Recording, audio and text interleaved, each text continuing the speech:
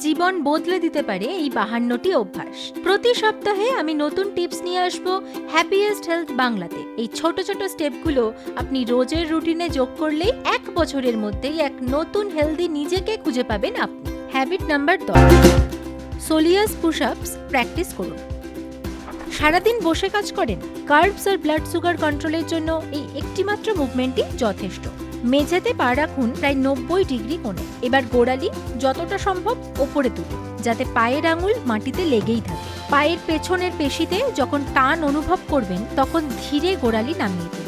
এই প্রক্রিয়াটা বারবার করুন। এগুলোকেই বলা হয় সোলিয়াস পুশ-আপস। এই ছোট ছোট নড়াচড়া সোলিয়াস মাংসপেশিকে অ্যাক্টিভেট করে, বসে থাকলেও ব্লাড সুগার পোড়াতে সাহায্য করে। সোলিয়াস হলো পায়ের পেছনের একটি পেশি, যার প্রধান কাজ অ্যাঙ্কেল জয়েন্ট ভাঁজ করা, বিশেষ করে হাঁটু ভাঁজ অবস্থায় পা নিচের দিকে নামানো। সোলিয়াস পুশ-আপস মেটাবলিজম বাড়ায়, গ্লুকোজ ও ফ্যাট বার্ন করতে সাহায্য করে এবং ইনসুলিন লেভেল কমাতে পারে। অন্য অনেক পেশির মতো নয়। সোলিয়াস ব্যবহার করে রক্তের গ্লুকোজ, শরীরে জমে থাকা এনার্জি নয়। তাই খাবারের পর সুগার কমানোর জন্য এটি খুবই কার্যকর। এভাবে শুরু করতে পারেন।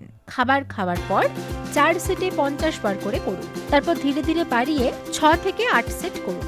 খুব ব্যস্ত থাকলেও কয়েকবার সোলিয়াস পুশ-আপস করে আপনি ব্লাড সুগারের উপর কন্ট্রোল নিতে পারবেন। মনে রাখবেন, ডায়াবেটিস নিয়ন্ত্রণে এই ব্যায়ামটি আপনার অন্যান্য ওয়ার্কআউটের সঙ্গে এক্সট্রা হিসেবে করুন।